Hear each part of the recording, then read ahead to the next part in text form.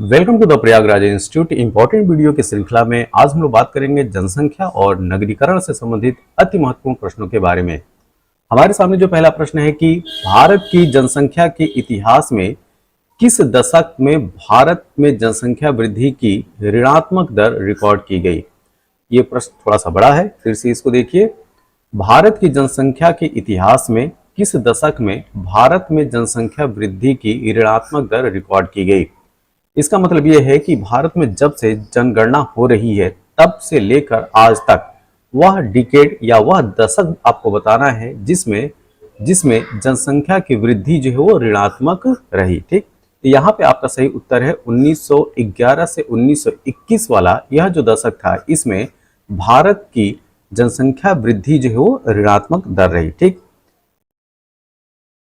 अगला प्रश्न, भारत के जनसंख्या इतिहास में 1901 से 1921 की अवधि को, यहाँ पे खाली स्थान है, के रूप में जाना जाता है। तो आपको बताना है कि भारत के जनसंख्या इतिहास में 1901 से लेकर 1921 की जो अवधि है उसको किस रूप में जानते हैं। तो ये कहलाता है गतिहीन चरण। क्या? गतिहीन चरण या स्टैग्नेंट फेज।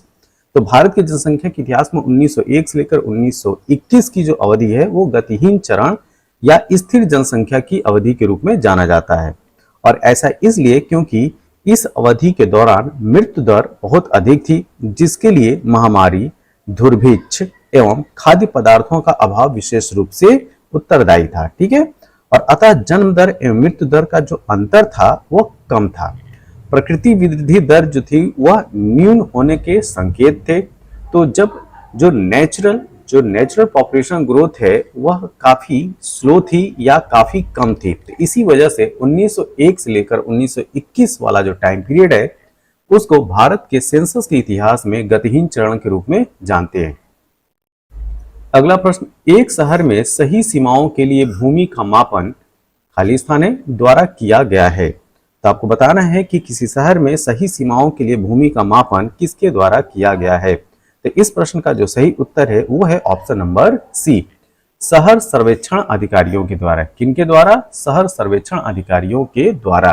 तो एक शहर में सही सीमाओं के लिए भूमि का मापन शहर सर्वेक्षण अधिकारियों के द्वारा किया गया है। 2001 से 2011 के दशक के दौरान जनसंख्या की औसत वृद्धि दर क्या थी। ठीक है, तो आपको जो औसत वृद्धि दर है 2001 से 2011 के दशक के दौरान वो आपको बताना है। तो यहाँ पे सही उत्तर है 17.64%। 17.64% यह जो है वो 10 की औसत वृद्धि दर थी। कब? 2001 से लेकर 2011 के दौरान। भारत के जनसंख्या इतिहास में किस अवधि को स्थिर अवस्था कहा जाता है। ये वाला प्रश्न जो है हम लोग देख भी चुके हैं। ठीक, तो ये थोड़ा सा मॉडिफाई करके जो है वही इंफॉर्मेशन आपसे पूछी जा रही है। ठीक, तो भारत के जनसंख्या इतिहास में किस अवधि को स्थिर अवस्था कहा जाता है। तो यह फेज है 1901 से 1921 वाला। क्या? 1901 से 1921 वाला। क्यों? क्योंकि इसमें जन्म दर और मृत्यु दर का जो अंतर था वो बहुत कम था और इस प्रकार जो प्राकृतिक जनसंख्या ग्रोथ थी वह न्यूनतम स्तर पे थी। तो इसी वजह से 1901 से लेकर 1921 का जो ये टाइम पीरियड होता है उसको भारत के जनसंख्या इतिहास में स्थिर अवस्था या इंग्लिश में कहा जाए स्टैग्नेंट फेज कहा जाता है। अगला प्रश्न, भारत के जनसंख्या इतिहास में किन दशकों को जनसंख्या विस्फोट, ये ध्यान रखिए, जनसंख्या विस्फोट की अवधि कहा जाता है। यह प्रश्न जो है वो कई बार पूछा गया है। तो भारत के जनसंख्या इतिहास में उस दशक को आपको बताना है जिस दशक को जो है जनसंख्या विस्फोट की अवधि कहा जाता है। तो यह टाइम पीरियड है 1951 से लेकर 1981 तक। क्या? 1951 से लेकर 1981 तक यह वह टाइम पीरियड होता है जब जो जनसंख्या वृद्धि दर होती है वो काफी तीव्र होती है। तो इसी वजह से इस टाइम फेज को जनसंख्या विस्फोट की अवधि कहा जाता है। मानव जनसंख्या वितरण और घनत्व के प्रतिरूप मतलब पैटर्न के अध्ययन को कहा जाता है। तो आपको बताना है कि मानव जनसंख्या वितरण और घनत्व के प्रतिरूप मतलब कि पैटर्न के अध्ययन को क्या कहा जाता है। तो यह कहलाता है डेमोग्राफी। क्या कहलाएगा? डेमोग्राफी।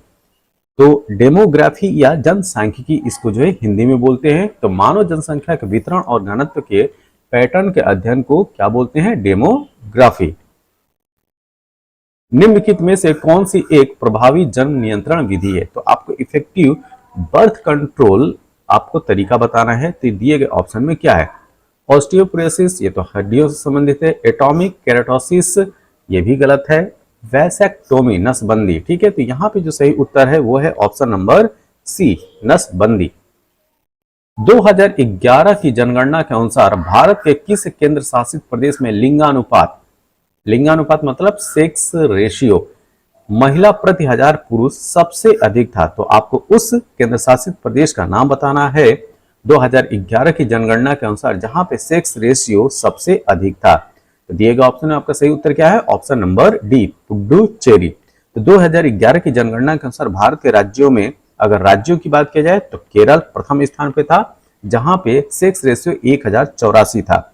वहीं पे सबसे कम सेक्स रेशियो वाला राज्य हरियाणा था, जहां पे सेक्स रेशियो मात्र 879 ही था। और वहीं पे केंद्र शासित प्रदेश की बात की जाए तो पुडुचेरी में 1037 था, ठीक है, 1037। और सबसे कम जो था वो दमन दीव में था, ठीक, सबसे कम दमन दीव में मात्र 618।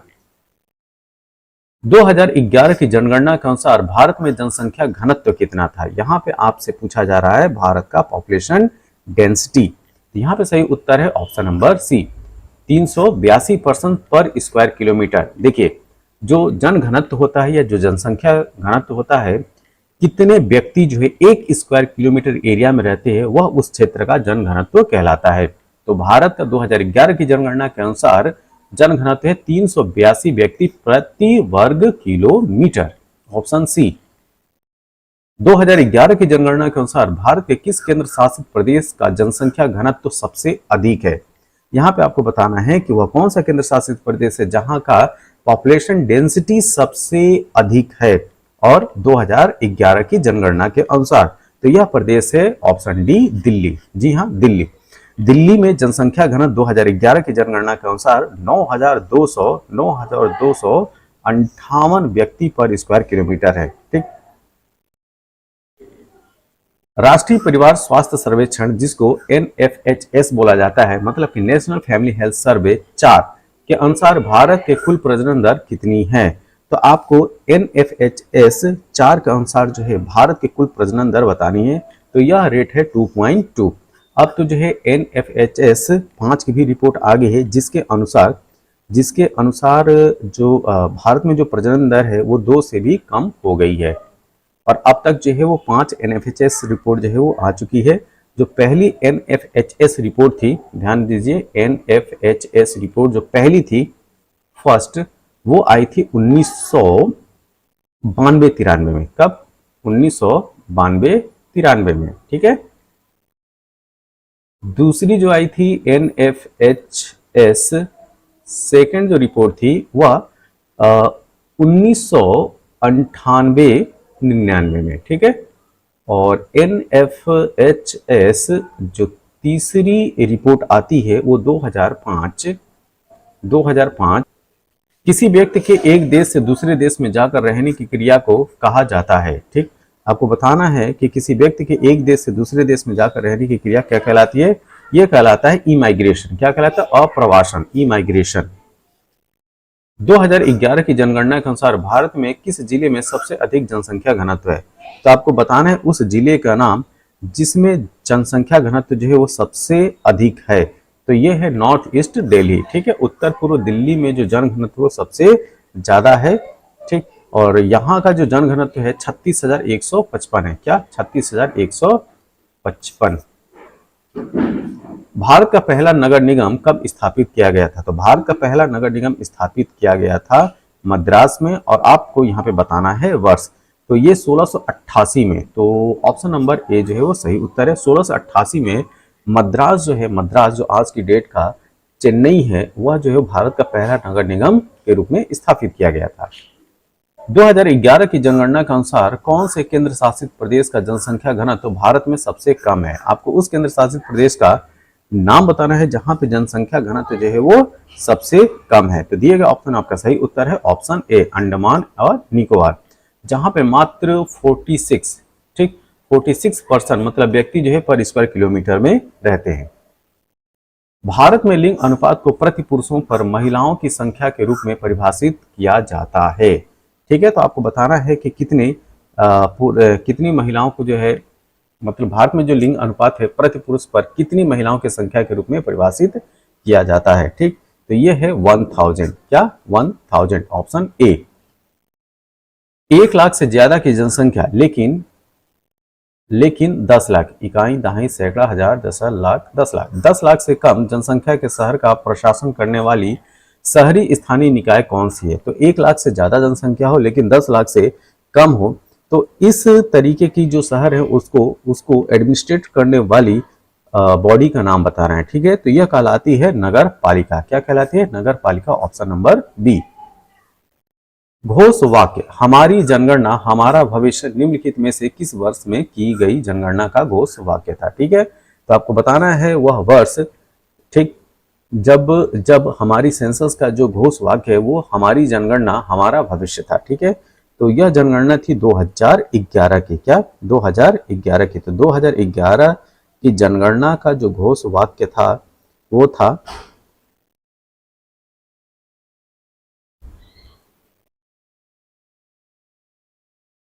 था हमारी जनगणना हमारा भविष्य। तो यहाँ पे सही उत्तर होगा ऑप्शन नंबर डी। यह वीडियो आपको कैसा लगा? जैसा भी लगा हो आप अपने सुझाव जो है कमेंट बॉक्स में जरूर दें। तब तक के लिए थैंक यू, धन्यवाद। Welcome to the Prayagraj institute. आज हम लोग बात करेंगे महत्वपूर्ण वीडियो की श्रृंखला में ज्योग्राफी से संबंधित अति महत्वपूर्ण प्रश्नों के बारे में। इसमें हम इंडियन ज्योग्राफी के साथ साथ वर्ल्ड ज्योग्राफी को भी डील करेंगे और जो प्राकृतिक संसाधन है उस पर आधारित आपसे जो प्रश्न पूछे गए हैं उनके बारे में भी हम लोग बात करेंगे। तो चलिए प्रारंभ करते हैं अपने पहले प्रश्न के साथ। हमारे सामने जो पहला प्रश्न है कि उत्तर प्रदेश से कुछ जिलों को अलग करके उत्तराखंड का गठन कब किया गया था। तो आपको डेट बतानी है। तो इस प्रश्न का सही उत्तर है 2000। तो 9 नवंबर 2000 को उत्तराखंड अस्तित्व में आया था और यह भारत का 27वां राज्य था। ठीक है, 27वां राज्य उत्तराखंड अस्तित्व में आया कब? 9 नवंबर 2000 को। एक चीज और याद रखिएगा, सन 2000 में 3 प्रदेश या राज्य बने थे। एक तो उत्तराखंड हो गया, ठीक है। 1 नवंबर को छत्तीसगढ़ अस्तित्व में आया था। क्या? छत्तीसगढ़। तो इसको भी याद रखिएगा। तो छत्तीसगढ़ जो है वो 1 नवंबर को, और 9 नवंबर को उत्तराखंड हो गया, और 15 नवंबर 2000 को झारखंड जो है अस्तित्व में आया था। क्या? झारखंड। तो इस तरीके से 3 राज्य जो हैं वो आए थे।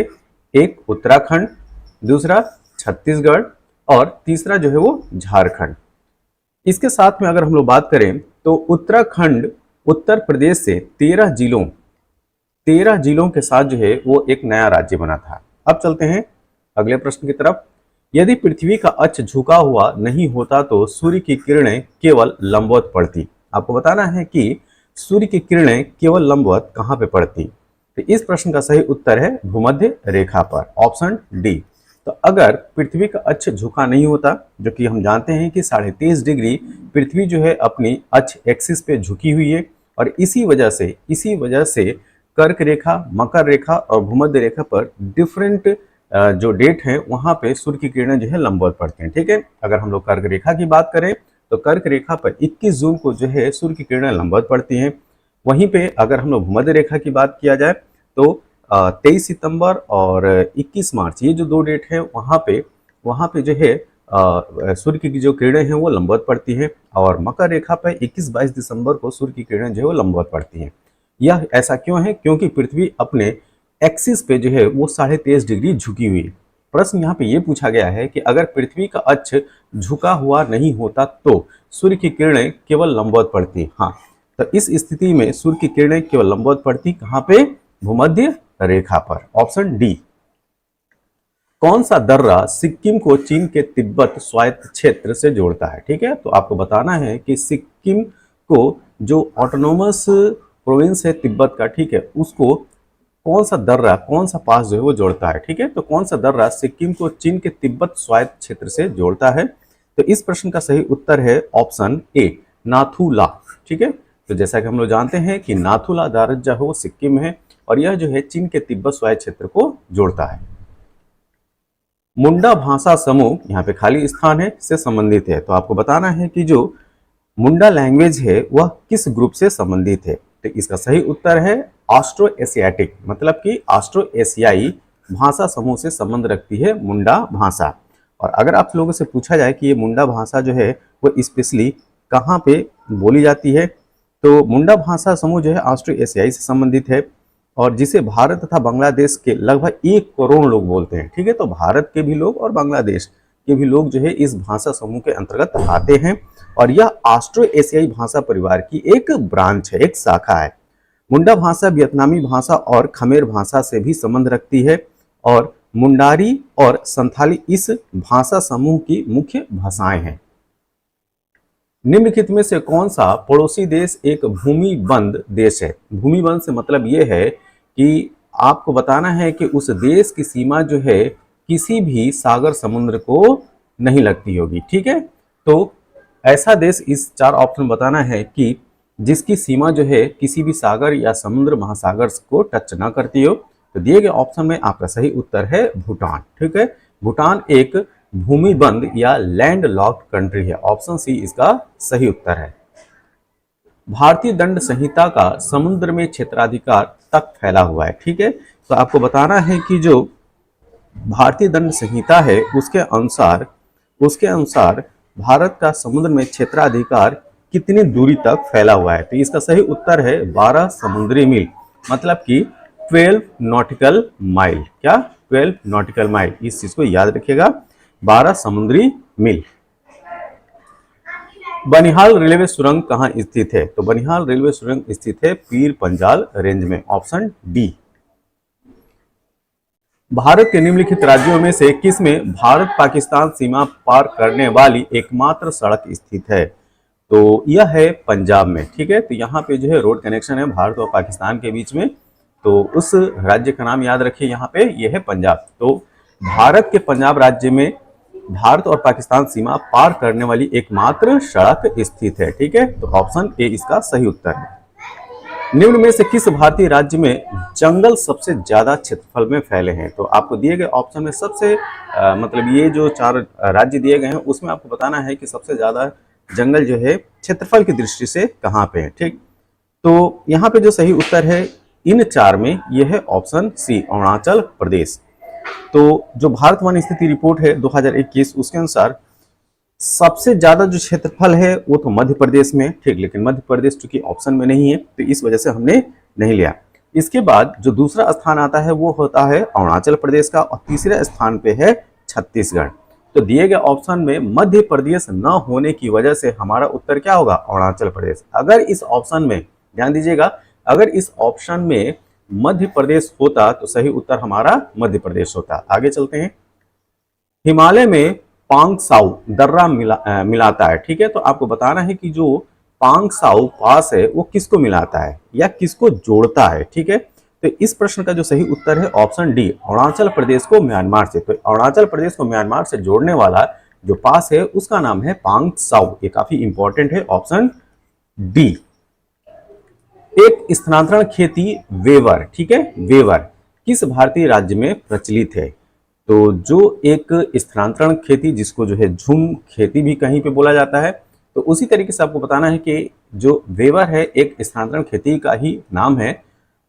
यह जो है किस भारतीय राज्य में प्रचलित है उस राज्य का नाम बताना है। तो यह राज्य है मध्य प्रदेश। तो एमपी में जो स्थानांतरित कृषि है या झूम कल्टीवेशन है, झूम खेती है, उसको वेवर के नाम से जाना जाता है। Option A.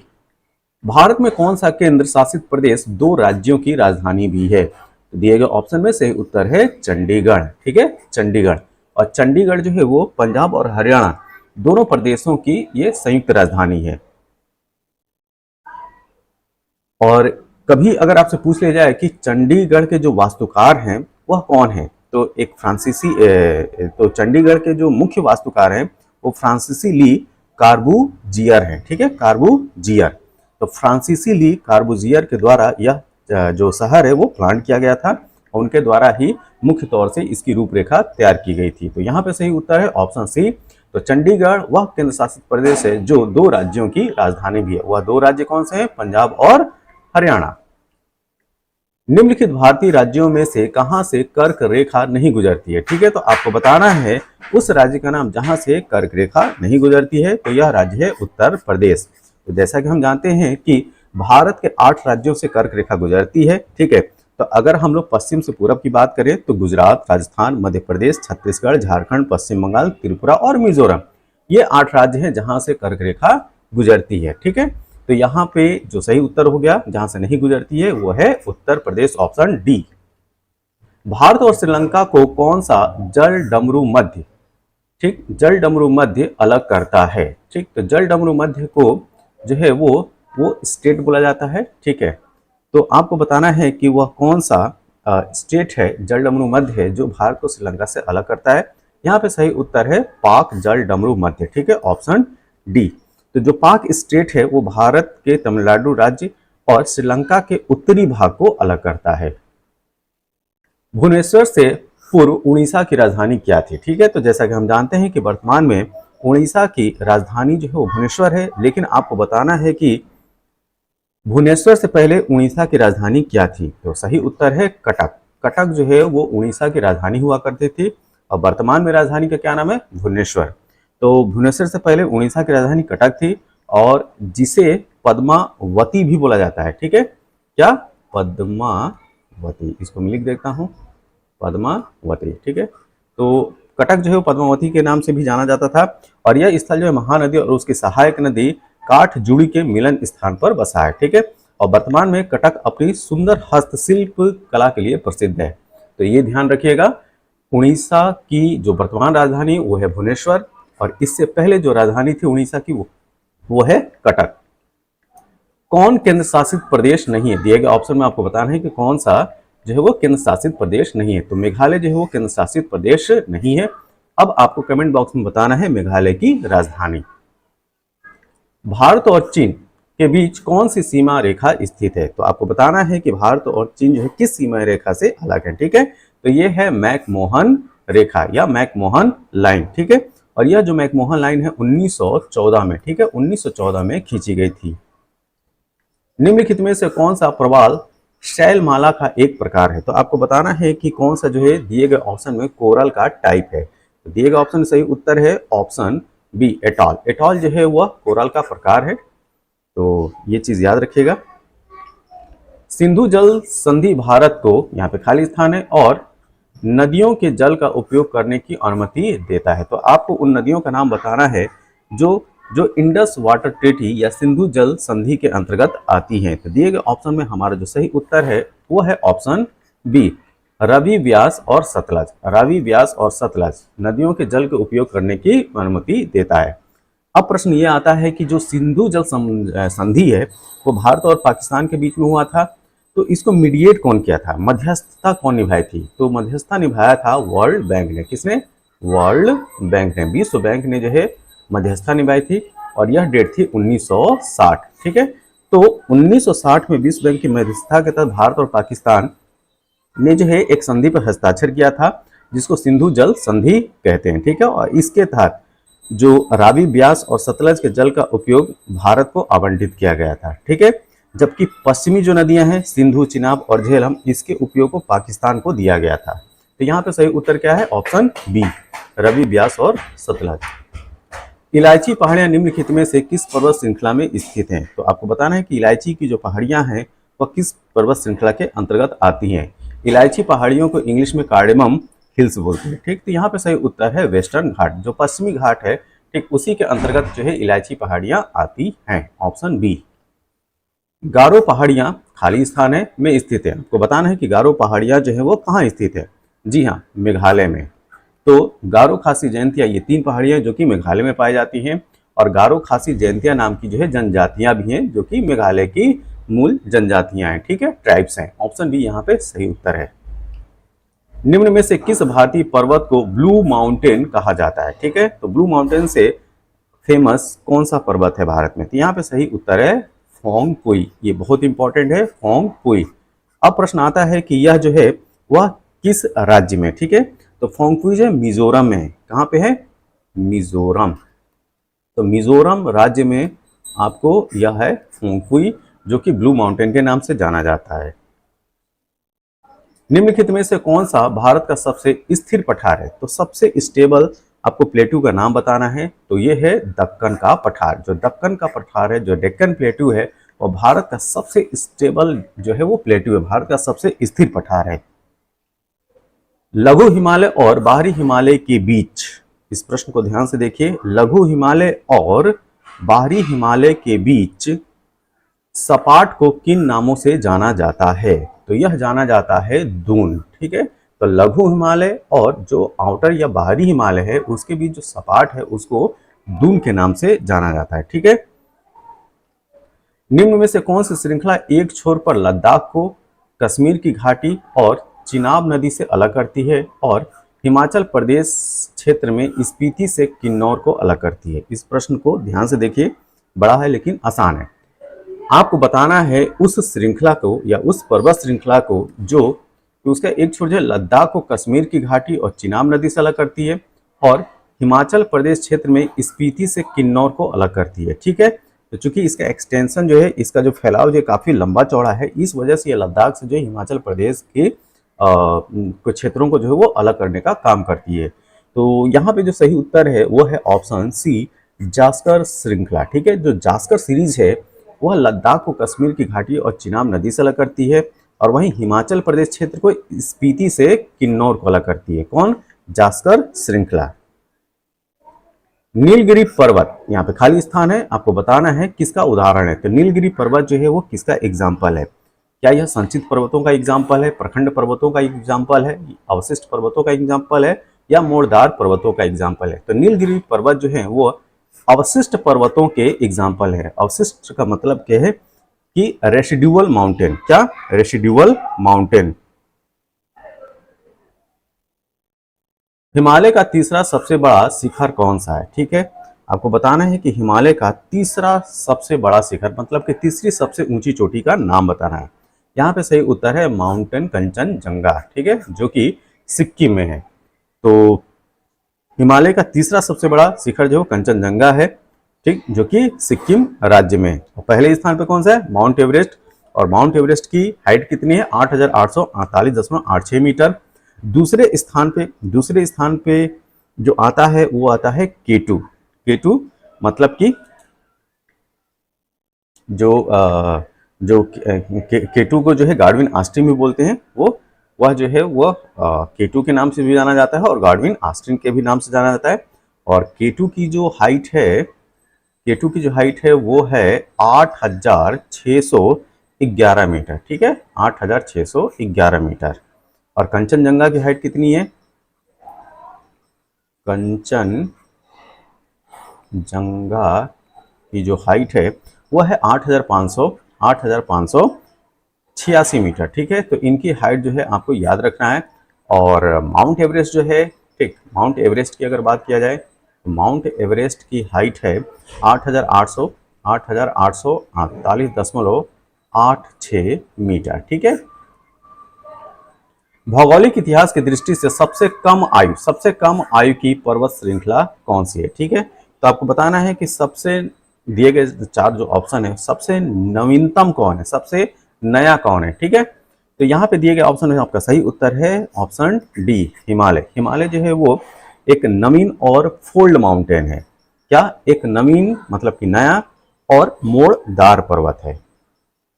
निम्नलिखित में से कौन सी नदी डेल्टा का निर्माण नहीं करती है, डेल्टा नहीं बनाती है? तो दिए गए ऑप्शन आपका सही उत्तर है ऑप्शन बी, नर्मदा और तापी। ये जो दो नदियां हैं वो डेल्टा का निर्माण नहीं करती हैं, ठीक। ये जो है ये पश्चिम मतलब कि पश्चिम में फ्लो करती हैं और अरब सागर में गिरती हैं। इसके अलावा जो गंगा, महानदी, कावेरी जो है ये ईस्ट फ्लोइंग रिवर है और ये बंगाल की खाड़ी में गिरती है और ये डेल्टा का निर्माण करती है। तो प्रश्न के अनुसार जो आपका सही उत्तर है जो कि डेल्टा का निर्माण नहीं करती है वह है नर्मदा नदी, ऑप्शन बी।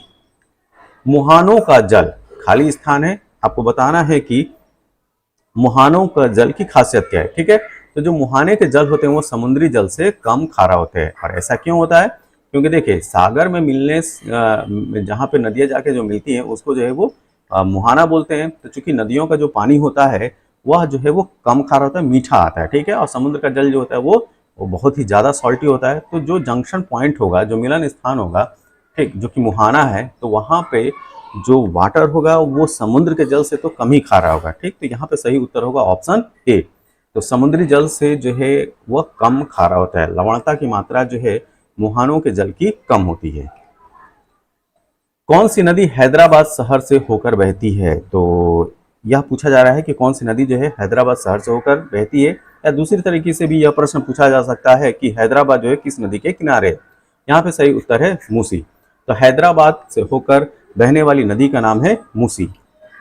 भारत की विभिन्न नदियों में जल की गुणवत्ता सुधारने के लिए पर्यावरण एवं वन मंत्रालय की एक प्रमुख योजना कौन सी है?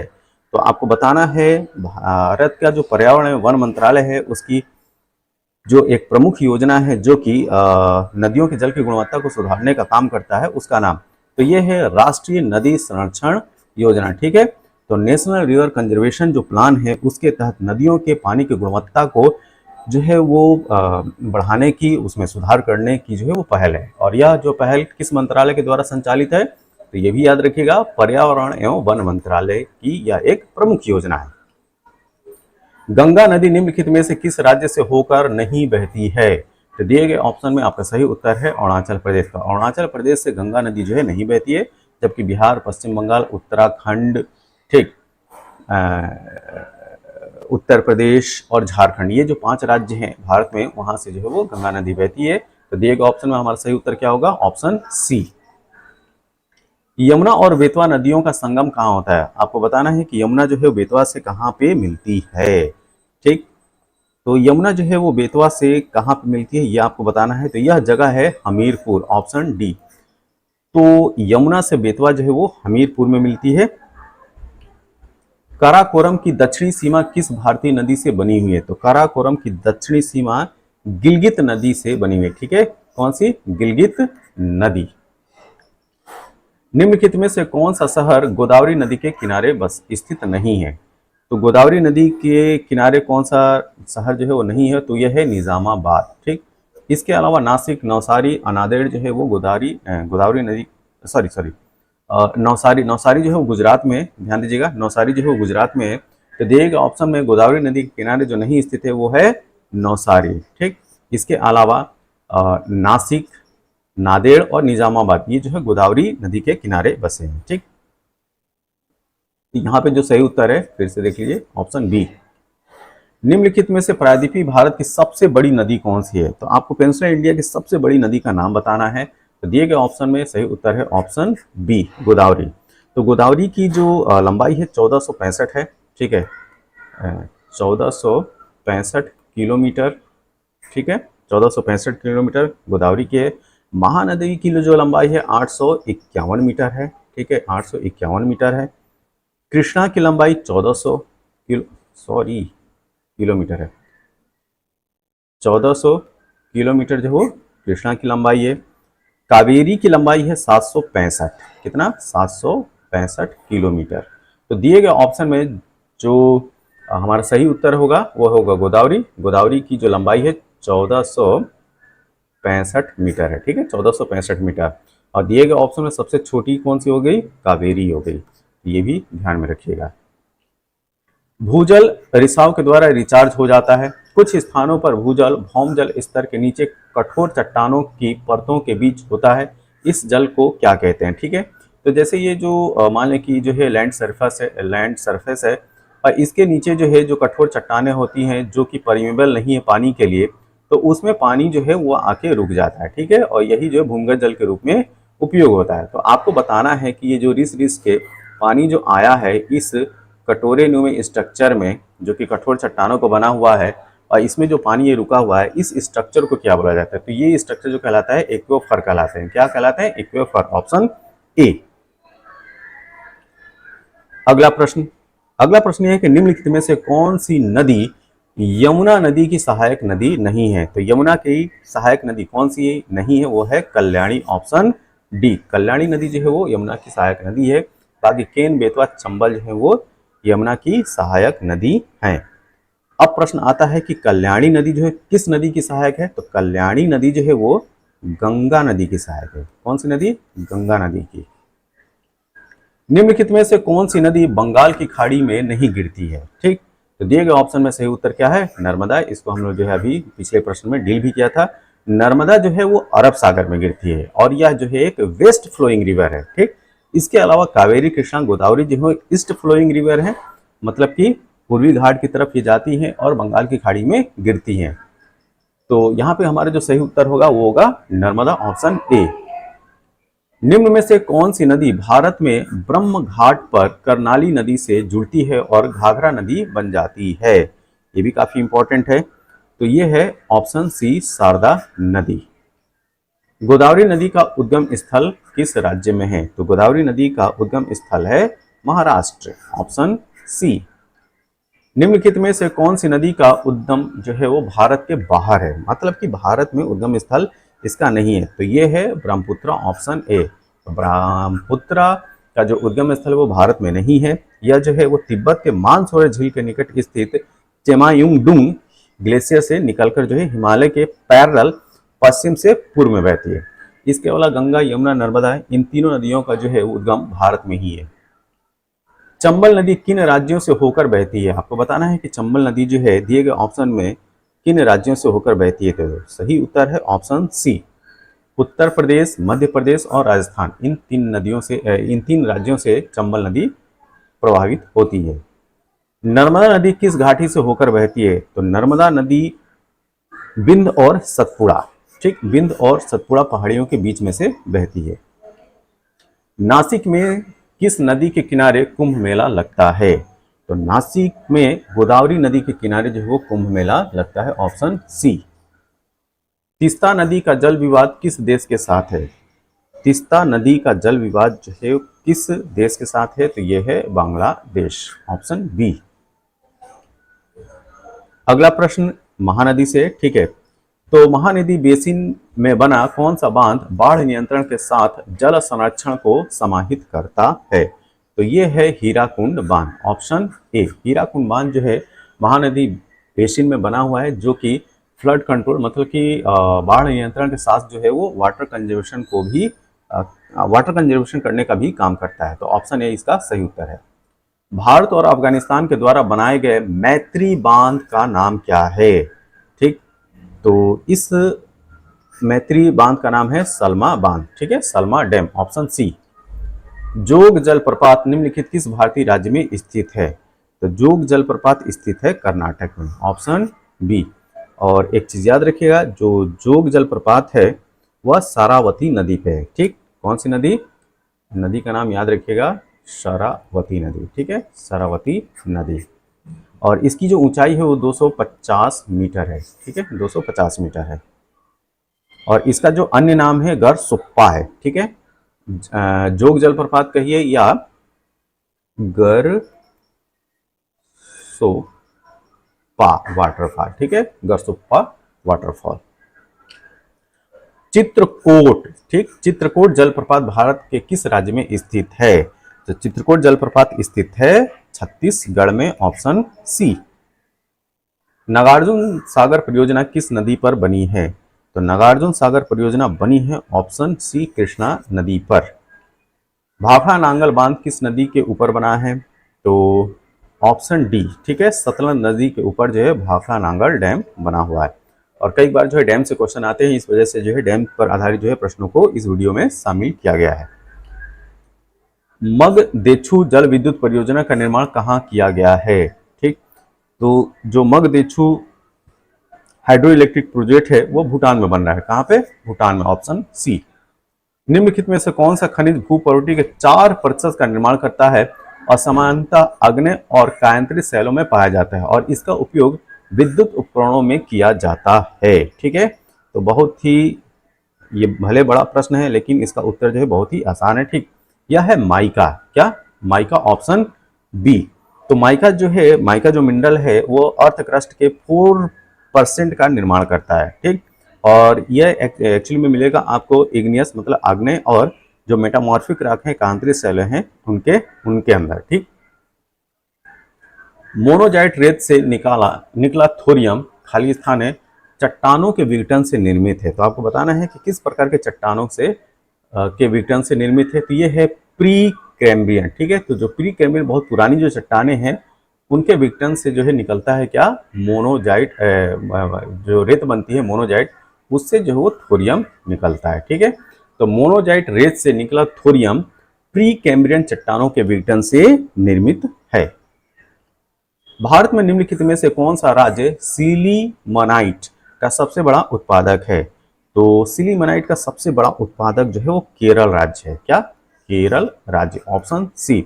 तो भारत में सिलीमनाइट का सबसे बड़ा उत्पादक राज्य है केरल, जबकि उड़ीसा, झारखंड कोयले का और पश्चिम बंगाल जूट का शीर्ष उत्पादक राज्य है। ठीक, भारत का सबसे बड़ा बॉक्साइट उत्पादक राज्य कौन सा है। तो भारत का सबसे बड़ा बॉक्साइट उत्पादक राज्य आपको बताना है। तो दिए गए ऑप्शन में सही उत्तर क्या होगा। जी हाँ, इसका सही उत्तर है ऑप्शन ए, उड़ीसा। निम्नलिखित में से किस प्रकार का कोयला उच्चतम गुणवत्ता का होता है। तो जैसे कि हम जानते हैं कि कोयले के 4 प्रकार होते हैं। ठीक, जिसमें एंथ्रासाइट, बिटुमिनस, लिग्नाइट और पीट कोयला आते हैं। तो सबसे उच्चतम क्वालिटी का, हाई क्वालिटी का जो कोयला होता है वो एंथ्रासाइट होता है, ऑप्शन डी, एंथ्रासाइट। और इसमें जो है कार्बन की मात्रा लगभग 85 to 90% होती है। लौह और इस्पात संयंत्र टिस्को कहाँ स्थित है। तो टिस्को स्थित है जमशेदपुर में, ऑप्शन बी। और टिस्को की स्थापना होती है 1907।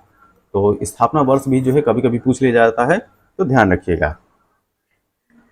नेवेली निम्न में से किस वस्तु की खानों के लिए प्रसिद्ध है। तो नेवेली जो है किस के लिए प्रसिद्ध है ये आपको बताना है। तो नेवेली से जो है वो लिग्नाइट जो कि कोयले का प्रकार है वो जो है वो निकलता है। बॉक्साइट इसका महत्वपूर्ण अयस्क है। तो बॉक्साइट जो है किसका महत्वपूर्ण अयस्क है, एल्युमिनियम का। मध्य प्रदेश में हीरा तो कर्नाटक में क्या पाया जाता है। ठीक है, तो देखिए यहाँ पे पूछा ये जा रहा है कि मध्य प्रदेश एक्चुअली जो है वो हीरा के लिए प्रसिद्ध है। तो उसी प्रकार से जो है आपको बताना है कि कर्नाटक जो है उसमें मुख्य रूप से क्या पाया जाता है। तो इसका सही उत्तर है सोना। ठीक है, और कर्नाटक में ही जो है वो कोलार गोल्ड फील्ड माइन है। ठीक है, और इस पे जो है मूवी बनी थी KGF। तो यहाँ पे जो सही उत्तर है ऑप्शन ए। कैलाश पर्वत कहाँ स्थित है। तो दिए गए ऑप्शन में जो सही उत्तर है चीन। तो कैलाश पर्वत जो है वो चीन में स्थित है। किस ग्रह का वातावरण सल्फ्यूरिक अम्ल के घने सफेद और पीले बादलों से निर्मित है। तो दिए गए ये जो 4 ग्रह हैं, मंगल ग्रह, बुध ग्रह, शुक्र ग्रह और वरुण ग्रह, इसमें आपको बताना है कि वह कौन सा प्लेनेट है, वह कौन सा ग्रह है जिसका जो इन्वायरमेंट है सल्फ्यूरिक अम्ल के घने सफेद और पीले बादलों से निर्मित है। तो यहाँ पे सही उत्तर है ऑप्शन सी। ठीक, शुक्र ग्रह, जिसको इंग्लिश में वीनस बोलते हैं। किस शहर को भारत के मैनचेस्टर के रूप में जाना जाता है। तो भारत का मैनचेस्टर के नाम से जो विख्यात है वो है अहमदाबाद। ठीक, अहमदाबाद जो कि गुजरात का एक शहर है।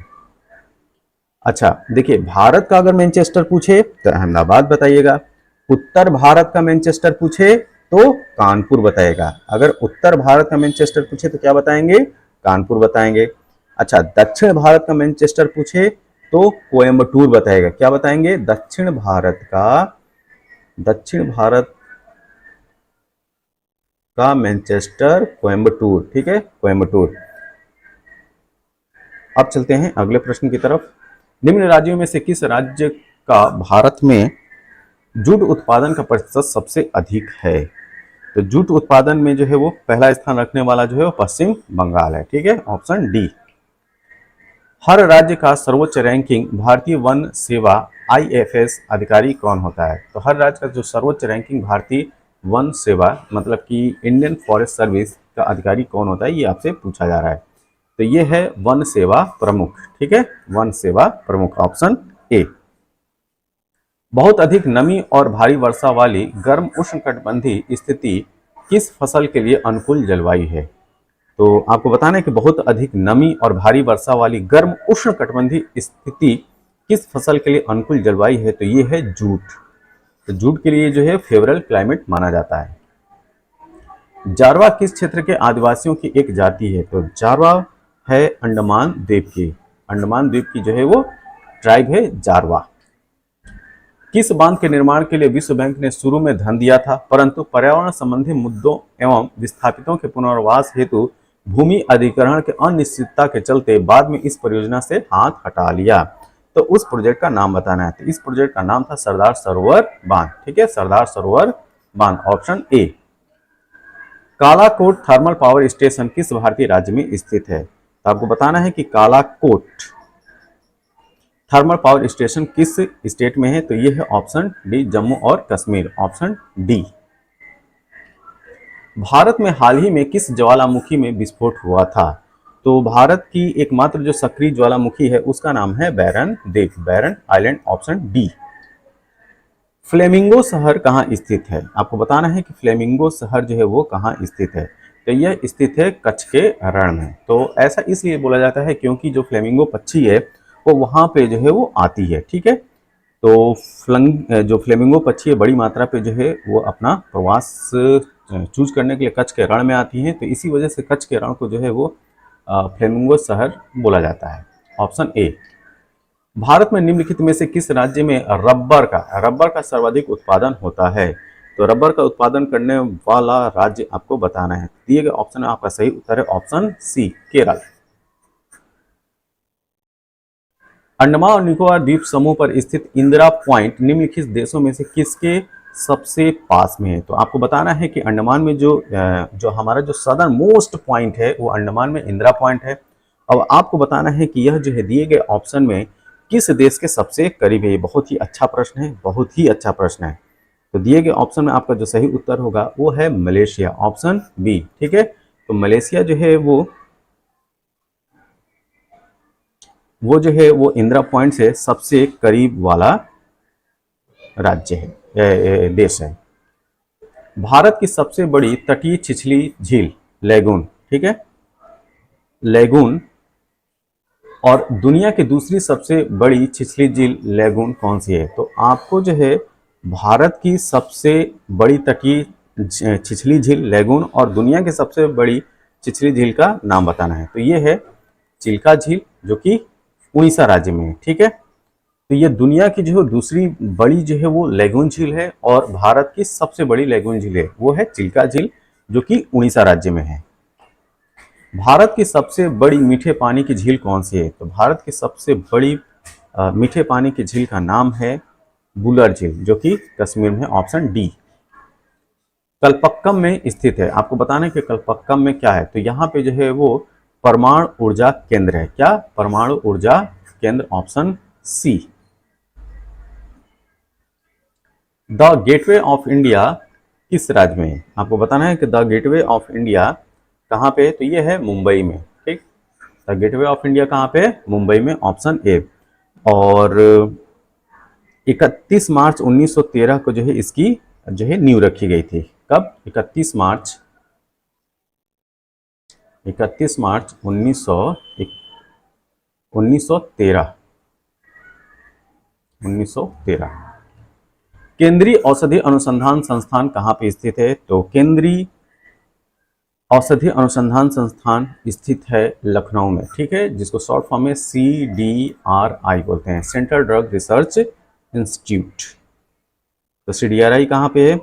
वो है लखनऊ में।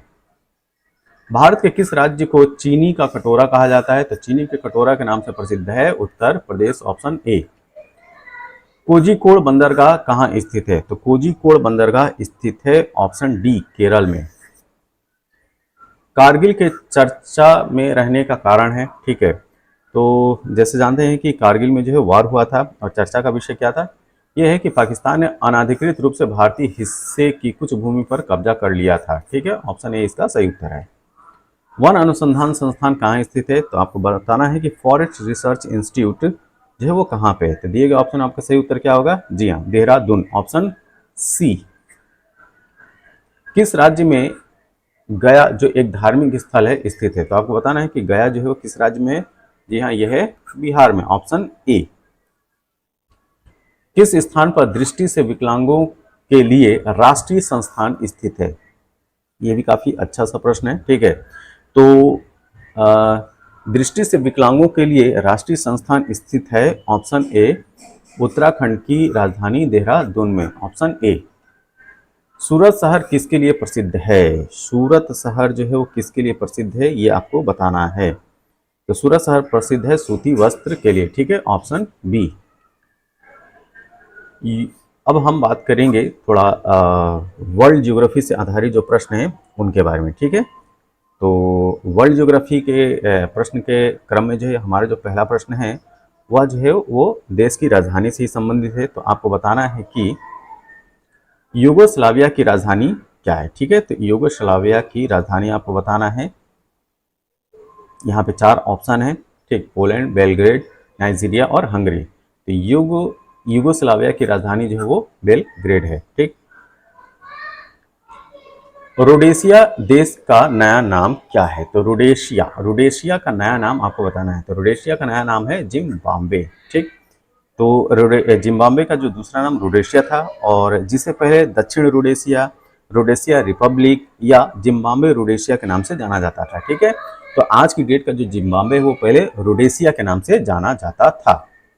निम्नलिखित अफ्रीकी देशों में कौन सा देश क्षेत्रफल के मामले में सबसे बड़ा है, ठीक है। तो आपको बताना है कि अफ्रीका का वो कौन सा देश है जो क्षेत्रफल की दृष्टि से सबसे बड़ा है। तो ये है अल्जीरिया, ऑप्शन सी। अफ्रीका में कालाहारी किस प्रकार का रेगिस्तान है? तो आपको जो है कालाहारी रेगिस्तान का जो है वो मतलब कि प्रकार बताना है। तो ये जो है उपोष्ण कटिबंधी जो है वो डेजर्ट है, ठीक है, उपोष्ण कटिबंधी जो है रेगिस्तान है, क्या, कालाहारी। तो कालाहारी जो मरुस्थल है वो जो है अफ्रीका के जो देश हैं, मतलब कि दक्षिण अफ्रीका, बोत्सवाना, नामीबिया, इसमें फैला हुआ है, ठीक है। तो ये 3 देशों में फैला हुआ है, ध्यान रखिएगा। कालाहारी डेजर्ट बोत्सवाना में, नामीबिया में और दक्षिण अफ्रीका में। और कालाहारी में जो जनजाति पाई जाती है, या ये कहा जाए वहाँ के जो स्थायी निवासी हैं उनको बुशमैन बोला जाता है, ठीक है। तो जो वहाँ पे यहाँ के जो स्थानीय निवासी हैं उनको क्या बोलते हैं? बुशमैन बोलते हैं, ठीक है, बुशमैन बोलते हैं। खाड़ी प्रवाह या गल्फ स्ट्रीम एक महासागरीय धारा है, निम्नलिखित महासागरों में से किस में होती है, ठीक है। तो आपको बताना है कि गल्फ स्ट्रीम जो है वो किस की धारा है, ठीक है। तो यह है अंध महासागर या अटलांटिक महासागर की धारा है, क्या, गल्फ स्ट्रीम। निम्न में से किस देश को पहले सिलोन कहा जाता था? तो सिलोन के नाम से प्रसिद्ध देश कौन सा था? यह है श्रीलंका, ठीक है, अपना पड़ोसी देश श्रीलंका, ऑप्शन बी। निम्नलिखित में से उष्णकटिबंध क्षेत्र कौन सा है? तो आपको बताना है कि उष्णकटिबंधीय क्षेत्र कौन सा है। तो यह है ऑप्शन सी, कर्क रेखा से मकर रेखा के मध्य, ठीक है।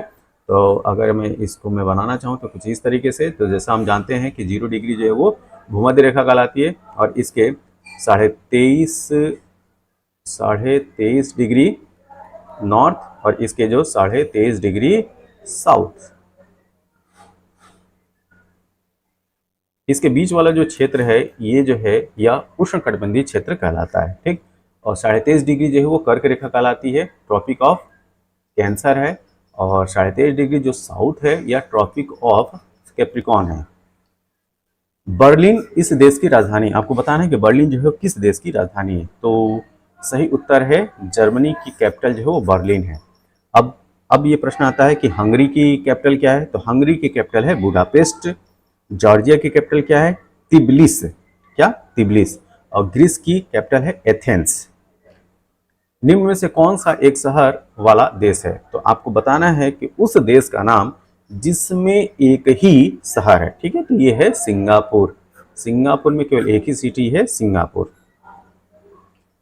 डेनमार्क, आइसलैंड, नॉर्वे, स्वीडन एवं फिनलैंड मिलकर कहलाते हैं, ठीक है। तो कितने देश हैं इसमें? 1 2 3, नॉर्वे 3, स्वीडन 4 और फिनलैंड, ठीक। इन 5 देश को मिलाकर क्या कहा जाता है, ये आपसे पूछा जा रहा है। तो ये कहलाते हैं स्कैंडिनेविया, ठीक है, स्कैंडिनेविया या स्कैंडिनेवियन कंट्री, ठीक है, स्कैंडिनेवियन देश। तो इसमें कौन कौन से आते हैं? डेनमार्क, आइसलैंड, नॉर्वे, स्वीडन और फिनलैंड। तो ये सामूहिक रूप से स्कैंडिनेविया कंट्री कहलाते हैं। निम्नलिखित में से वायुमंडल में कौन सी गैस नहीं पाई जाती है? तो दिए गए ऑप्शन में आपको बताना है कि कौन सी गैस जो है वो वायुमंडल में नहीं पाई जाती है। तो ये है क्लोरीन, ठीक है। इसके अलावा हाइड्रोजन, नाइट्रोजन और ऑक्सीजन जो वायुमंडल में पाई जाती है? नाइट्रोजन जो है लगभग 78% पाई जाती है, ऑक्सीजन लगभग 21%, और वहीं पे हाइड्रोजन की बात किया जाए तो यह 0.00005% होती है। ठीक है, तो जो गैस वायुमंडल में नहीं है वो है क्लोरीन। कंगारू, कंगारू इस देश का राष्ट्रीय प्रतीक है। तो आपको बताना है कि कंगारू जो है किस देश का राष्ट्रीय प्रतीक है, तो यह है ऑस्ट्रेलिया। ठीक है, ऑस्ट्रेलिया। डियागो गार्सिया कहां पे स्थित है? डियागो गार्सिया स्थित है ऑप्शन बी, हिंद महासागर में, हिंद महासागर में। ठीक है, तो डियागो गार्सिया हिंद महासागर में स्थित है, और डियागो गार्सिया एक उष्णकटिबंधीय पदचिन्ह आकार के एक मूंगे, मतलब कि एक कोरल है। ठीक है, और कोरल में अगर प्रकार पूछा जाए तो एक कोरल का एटॉल टाइप है, जो कि भूमध्य रेखा के साउथ में हिंद महासागर में स्थित है। निम्न में से किसे झीलों का देश कहा जाता है? ध्यान दीजिएगा, झीलों का देश जो है वो स्कॉटलैंड को बोलते हैं। क्या? लेक, झीलों का देश जो है वो स्कॉटलैंड को बोला जाता है। और अगर आपसे पूछा जाए कि 1000 झीलों का देश क्या है, तो वो होगा फिनलैंड। विश्व के शीत मरुस्थलों को किस अन्य नाम से जाना जाता है? तो आपको बताना है कि विश्व में जो कोल्ड डेजर्ट हैं उनका अन्य नाम क्या है? तो जो टुंड्रा है, टुंड्रा जो है वो कोल्ड डेजर्ट के नाम से जाने जाते हैं। या ये कहा जाए जो विश्व के शीत मरुस्थल हैं, जो कोल्ड डेजर्ट हैं, उनका दूसरा नाम क्या है? टुंड्रा। निम्नलिखित में से कौन सा बादल अत्यधिक तीव्र वर्षा के लिए उत्तरदायी है? तो दिए गए 4 जो हैं वो बादलों के प्रकार हैं, जैसे कि कपासी, क्यूमुलस इंग्लिश में बोलते हैं, कपासी वर्षा, क्यूमुलोनिम्बस वर्षा स्तरीय, निम्बो स्टेटस, और पछाग स्तरीय, सिरो स्टेटस। तो इन 4 प्रकार के बादलों में आपको उस बादल का नाम बताना है कि जो सबसे अधिक वर्षा करता है। तो ये है वर्षा स्तरीय या Nimbo status, option C.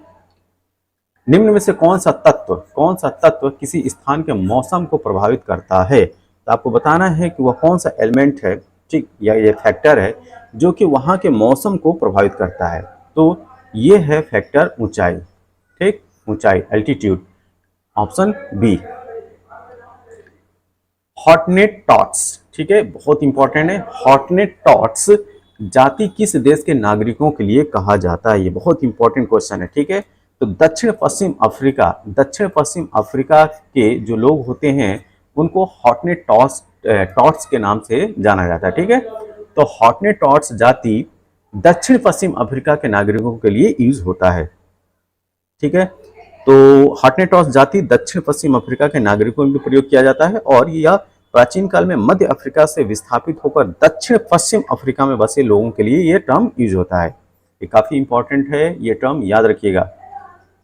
Pygmy निवासी किस देश में पाए जाते हैं? आपको बताना है कि पिग्मी निवासी जो है वो किस देश में पाए जाते हैं। ठीक, तो देखिए, पिग्मी जो है, जो भी विषुवतरेखीय प्रदेश है वहाँ पे आपको जो है वो पिग्मी पाए जाएंगे। और अगर मैं खास तौर से बोलूँ तो पिग्मी जो है वो सेंट्रल अफ्रीका के विषुवतरेखीय प्रदेश में पाई जाने वाली एक ट्राइब है, और ये जो इनकी जो हाइट होती है बहुत छोटी होती है, मात्र 150 सेंटीमीटर। अगर 150 सेंटीमीटर की अगर बात किया जाए तो 150 सेंटीमीटर मतलब कि लगभग 5 फीट से कम ही ये होते हैं, और इनकी लंबाई जो बहुत कम होती है, नाक चपटी होती है, बाल जो है घुंघराले होते हैं। किसे गार्डन सिटी कहते हैं? आपको बताना है कि गार्डन सिटी के नाम से कौन सा शहर प्रसिद्ध है? तो गार्डन सिटी के नाम से जाना जाता है शिकागो। ठीक है, ऑप्शन ए। तो शिकागो जो है यूएसए का सबसे बड़ा आबादी वाला शहर है। ठीक है, यूएसए का तीसरा सबसे बड़ा आबादी वाला शहर है, जिसको गार्डन सिटी के साथ साथ में जो है वो हवा वाला शहर के नाम से भी जानते हैं। और यहाँ पे जो जयपुर है उसको किस नाम से जाना जाता है? तो जयपुर को जो है पिंक सिटी के नाम से जानते हैं। ठीक है, और न्यूयॉर्क जो है, न्यूयॉर्क को गगनचुंबी इमारतों के नाम से भी जाना जाता है कि गगनचुंबी इमारतों का शहर कौन सा है? न्यूयॉर्क है। जोन ऑफ आर्क, ठीक है, जोन ऑफ आर्क स्थित है, तो जोन ऑफ आर्क स्थित है फ्रांस में। ये थोड़ा दिलचस्प क्वेश्चन है। तो देखिए, जोन ऑफ आर्क फ्रांस में स्थित है, और जोन ऑफ आर्क फ्रांस की एक देशभक्त महिला थी। ठीक है, तो एक पेट्रियोटिक लेडी का नाम है जोन ऑफ आर्क, और जो अपने राष्ट्र की आजादी के लिए अंग्रेजों से युद्ध करते हुए शहीद हो गई थी। ठीक है, वायु के मार्ग में आने वाले पहाड़ों की उपस्थिति से वर्षा होने की क्रिया को क्या कहता है, क्या कहा जाता है। ठीक है, तो जैसे मान लिया कि इस तरीके से पहाड़ है और यह जो है बहने वाली जो हवा है उसके उसके जो है वो मार्ग में आ रहा है, उसके रास्ते में आ रहा है। अब इसकी वजह से जो वर्षा होगी उसको क्या बोला जाएगा ये आपको बताना है। ठीक है, तो इस तरह की वर्षा को बोलते हैं पर्वतीय वर्षा, ऑप्शन बी पर्वतीय वर्षा। ठीक है, और इंग्लिश में बोलते हैं ओरोग्राफिक रेन। जब पृथ्वी पूरब की तरफ घूमती है तो पूर्वी जगहों का स्थानीय समय क्या होगा। ठीक है, फिर से समझिए इस प्रश्न को। जब पृथ्वी पूरब की तरफ घूमती है तो पूर्वी जगहों का स्थानीय समय क्या होगा। तो देखिए पश्चिमी स्थानों के स्थानीय जगहों से आगे होगा। ठीक है, तो जो देखिए पूरब के जो देश होते हैं उनका समय जो है वो आगे चलता है। ठीक, जैसे अगर हम लोग बात करें जापान की, तो जापान में जो है पहले सूर्य निकलता है, तो वहाँ पे जो है दिन या अगर कहा जाए सुबह जो है वो पहले होगी। वहीं पे जो है जापान की तुलना में अगर भारत के देखा जाए तो जापान के पश्चिम में है भारत, तो यहाँ पे सुबह जो है वो बाद में होगी। ठीक, तो ये चीज़ क्या होगा, तो जो पश्चिमी के स्थान के स्थानीय जगहों से वहाँ का जो समय होगा, वहाँ का जो समय होगा, जो पूर्वी जो स्थान है पूर्वी जगहों का समय जो है वो आगे होगा। विश्व की सबसे गहरी झील का नाम बताएं। तो विश्व की सबसे गहरी झील का नाम है वैकाल झील, ऑप्शन ए। त्यानआनमेन स्क्वायर बहुत इंपॉर्टेंट है। त्यानआनमेन स्क्वायर स्थान किससे संबंधित है। ठीक है, तो ये काफी अच्छा क्वेश्चन है। तो त्यानमान स्क्वायर जो है वह चीन में है। त्यानमान स्क्वायर स्थान चीन से संबंधित है और यह स्थान जो है चीन की जो राजधानी है बीजिंग उसमें है। विश्व में सर्वाधिक बर्फ किस स्थान पर पाई जाती है। ठीक है, तो आप जो है अंटार्कटिका में पहुंच जाइए, वहां पे चारों तरफ जो है आपको बर्फ ही बर्फ मिलेगा। ऑप्शन ए इसका सही उत्तर है। फिजी द्वीप, जो फिजी आइलैंड समूह है किसका अंश है। तो फिजी आइलैंड जो है किसका समूह है ये आपको बताना है। तो फिजी पे जो है वो ऑस्ट्रेलिया का जो है उसका अंश माना जाता है। तो फिजी जो कि आधिकारिक रूप से फिजी द्वीप समूह गणराज्य के नाम से जाना जाता है और दक्षिण प्रशांत महासागर के मलेशिया की एक द्वीप समूह है और फिजी द्वीप समूह ऑस्ट्रेलिया महाद्वीप का अंश है। ठीक है, मैं यहाँ पे अंश का मतलब ये मत समझिए कि ऑस्ट्रेलिया का अधिकार है। ये फिजी जो है एक स्वतंत्र देश है। ठीक, और इसकी राजधानी जो है सुआ है और इसकी जो मुद्रा है वो फिजी डॉलर है। तो 1912 में महाद्वीपीय विस्थापन सिद्धांत का प्रस्ताव किसने रखा था। तो 1912 में महाद्वीपीय विस्थापन सिद्धांत का प्रस्ताव, जिसको कॉन्टिनेंटल ड्रिफ्ट थ्योरी बोला जाता है, यह प्रस्ताव रखा गया था अल्फ्रेड वेगनर के द्वारा। ठीक है, किसके द्वारा, अल्फ्रेड वेगनर के द्वारा, जिन्होंने कॉन्टिनेंटल ड्रिफ्ट थ्योरी का कॉन्सेप्ट दिया था। कब, 1912 में। वह महाद्वीप जिसको सुपर कॉन्टिनेंट कहा जाता है कौन सा था जिसका अर्थ ऑल दी अर्थ मतलब सारी पृथ्वी था। ठीक है, तो जो कॉन्टिनेंटल ड्रिफ्ट थ्योरी है उसके अनुसार जो पूरी पृथ्वी का जो लैंड है, ठीक, सारे जो कॉन्टिनेंट है वो जुड़े हुए थे एक दूसरे से। ठीक, सारे जो जुड़े हुए थे और जो महासागर हैं वो एक अलग थलग पड़े हुए थे। ठीक, तो ये जो पूरा लैंड मास था उसको जो है वो पेंजिया का नाम दिया गया और जो वाटर बॉडी थी उसको पेंथालासा बोला गया। तो ये जो पेंजिया है, जो पूरा जो लैंड मास जो जुड़ा हुआ था, इसको जो है ऑल दी अर्थ या सुपर कॉन्टिनेंट की भी संज्ञा दी गई। ठीक, तो यहाँ पे सही उत्तर क्या होगा, पेंजिया, ऑप्शन बी। ग्वादर बंदरगाह स्थित है, तो आपको बताना है कि ग्वादर बंदरगाह जो है वह किस देश में स्थित है। तो यह स्थित है पाकिस्तान में, ऑप्शन ए। तप्त द्वीप शब्द नीचे दिए गए विकल्पों में से किससे संबंधित है। तो आपको बताना है कि तप्त द्वीप मतलब दिए गए ऑप्शन में जो है वो किससे रिलेटेड है। तो ये है उष्ण महानगर। जो उष्ण महानगर हैं वह जो है हीट आइलैंड के नाम से जाने जाते हैं। ठीक है, तो आप लोग देखे होंगे कि शहरों में जो गर्मी होती है वो ईंट पत्थर के मकानों की वजह से, स्ट्रक्चर कंस्ट्रक्शन की वजह से, ऐसे इंफ्रास्ट्रक्चर की वजह से जो है वो ज़्यादा तपते हैं। तो और ऐसी जगहों के जो है वो तप्त द्वीप संज्ञा से जो है वो डेजिग्नेट किया जाता है। ठीक है, तो हीट आइलैंड जो है वो अर्बन सिटीज़ में, शहरों में जो है, महानगरों में के लिए ये कॉन्सेप्ट है। कैप्टन जेम्स कुक द्वारा निम्न में से किस महाद्वीप की खोज की गई थी? तो आपको बताना है कि कैप्टन जेम्स कुक ने किस महाद्वीप की खोज की थी। ठीक है, तो ये है ऑस्ट्रेलिया। ठीक है, ऑप्शन ए ऑस्ट्रेलिया। किस महाद्वीप में कोई ठंडा मौसम नहीं है? तो उस महाद्वीप, इस कॉन्टिनेंट का नाम बताना है जिसमें ठंडा मौसम है ही नहीं। तो ये है अफ्रीका कॉन्टिनेंट। ठीक है, अफ्रीका महाद्वीप, ऑप्शन ए। तो यह भारत और विश्व के भूगोल से संबंधित अति महत्वपूर्ण प्रश्नों का कलेक्शन था। यह वीडियो आपको कैसा लगा? जैसा भी लगा हो आप अपने सुझाव दें, कमेंट बॉक्स में जरूर दें। इस वीडियो के पीडीएफ के लिए आप हमारे Telegram channel the Prayagraj institute को ज्वाइन कर सकते हैं और वहां से इस वीडियो के पीडीएफ को प्राप्त कर सकते हैं। तब तक के लिए थैंक यू, धन्यवाद।